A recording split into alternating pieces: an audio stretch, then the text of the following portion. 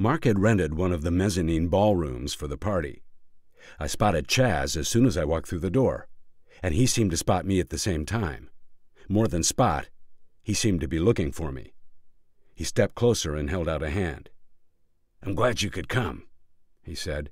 "Mark said he'd invited you, but your office told me you were out of town, and then I called later and they said you'd be here."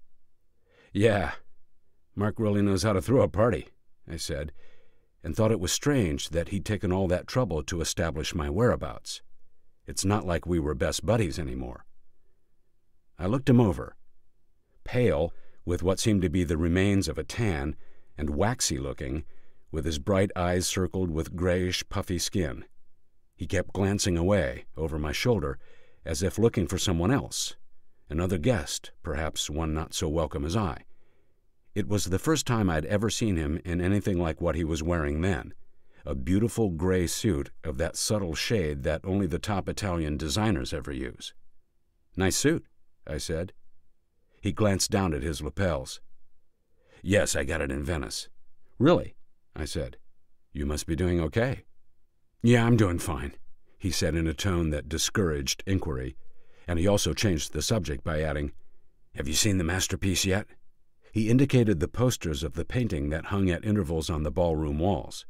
The woman lying supine, a secret, satisfied smile on her face, her hand covering her crotch, not palm down in the traditional gesture of modesty, but palm up, as if offering it to the man revealed smokily in the mirror at the foot of the couch, the artist Diego Velázquez. I said I had not, that I'd been out of town during the brief period it had been on public display. "It's a fake," he said, loud enough to draw stares. Of course, I'd seen Chaz drunk often enough in college, but this was different. A dangerous kind of drunk, I realized, although Chaz was the mildest of men. The taut skin under his left eye was twitching. "What do you mean it's a fake?" I asked. "I mean it's not a Velázquez. I painted it." I believe I laughed. I thought he was joking until I looked at his face. "You painted it," I said, just to be saying something, and then I recalled some of the articles I'd read about the extraordinary scientific vetting of the painting, and added, "Well, then you certainly fooled all the experts. As I understand it, they found that the pigments were correct for the era, the digital analysis of the brush strokes was exactly like the analyses from undoubted works by Velázquez, and there was something about isotopes." He shrugged impatiently. "Oh, Christ, anything can be faked. Anything. But as a matter of fact, I painted it in 1650 in Rome. It has genuine 17th century Roman grime in the crequelure. The woman's name is Leonora Fortunati." He turned away from the posters and looked at me. "You think I'm crazy?" "Frankly, yes. You even look crazy. But maybe you're just drunk?" "I'm not that drunk. You think I'm crazy because I said I painted that thing in 1650, and that's impossible. Tell me, what is time?" I looked at my watch and said, "It's 5 to 10. And he laughed in a peculiar way and said, "Yes, later than you think. But you know, what if it's the case that our consciousness of our existence at any particular now is quite arbitrary? I don't mean memory, that faded flower. I mean that maybe consciousness, the actual sense of being there, can travel, can be made to travel, and not just through time. Maybe there's a big consciousness mall in the sky where they all kind of float around, there for the taking, so that we can experience the consciousnesses of other people." He must have observed my expression because he grinned and said, "Mad as a hatter. Maybe. Look, we need to talk. You're staying in town?" "Yes, just for the night at the Omni." "I'll come by in the morning before you check out. It won't take long. Meanwhile, you can listen to this." He took a CD jewel box out of his inside pocket and handed it to me. "What's this?" "My life. That painting. You remember Crap?" I said I did. "Crap was crazy, right? Or am I wrong?" "It's left ambiguous, I think. What does crap have to do with your problem?" "Ambiguous." At this he barked a harsh sound that might have been a laugh in another circumstance, and ran his hands back through his hair, still an abundant head of it even in middle age. I recalled that his father had such a crop, although I couldn't imagine Mr. Wilmot wrenching his tresses in the way Chaz was now doing, as if he wanted to yank them out. I had thought it merely a figure of speech, but apparently not.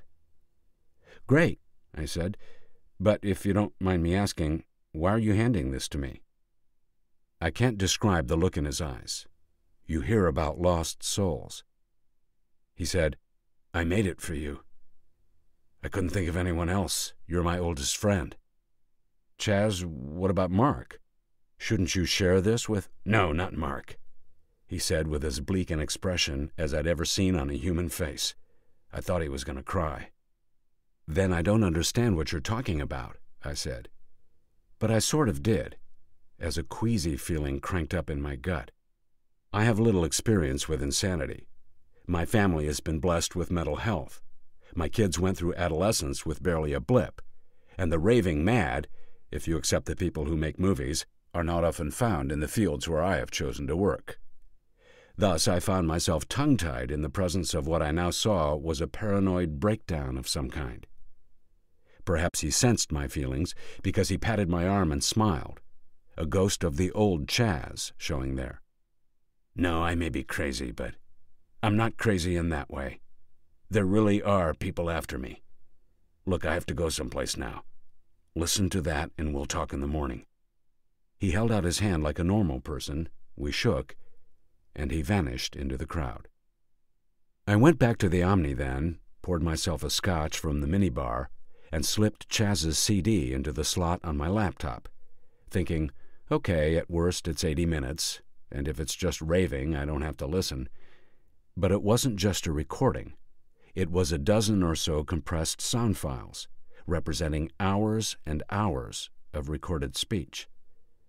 Well, what to do? I was tired, I wanted my bed, but I also wanted to find out if Chaz Wilmot was really around the bend. And another thing.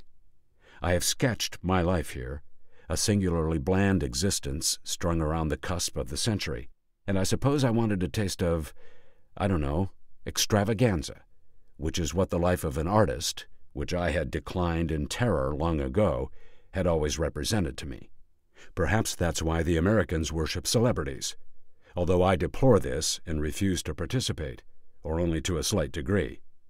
But here I had my own private peep show, and it was irresistible.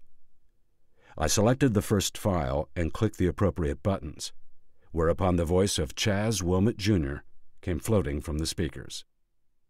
"Thanks for listening. I realize this is an imposition, but when I heard Mark was throwing this party, and he said he'd invited you, I thought it was perfect timing. There's other stuff I want to talk about, but that can wait until I see you again. It's a shame you haven't seen the actual painting. Those posters are shit, like all reproductions. But I guess you've read the stories about how it was found and all that. These are lies, or maybe lies.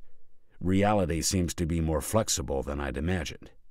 Anyway, let me set the stage for this. Did you ever do any acid back in the day? Yeah, now that I think about it, I believe I gave you your first hit. Blotter acid, purple in color. And we spent the day in Riverside Park walking, and we had that conversation about seagulls, what it was like to be one. And I seem to recall you transmitted your consciousness to one of them and kited along the Hudson. And then later we spent the bad part of the trip in your room in the apartment. It was just before spring break our senior year. When I asked you how you liked it after, you said you couldn't wait for it to be over. Oh, yes. And that's my point. It implied that you knew you were doping, knew you were hallucinating, even though the hallucinations might have seemed totally real. One time, did I ever tell you about this?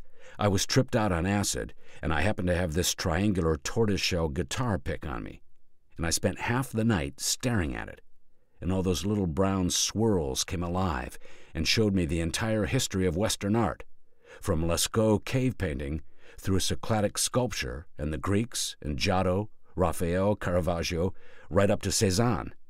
And not only that, it revealed to me the future of art, shapes and images that would break through the sterile wastelands of postmodernism and generate a new era in the great pageant of human creativity.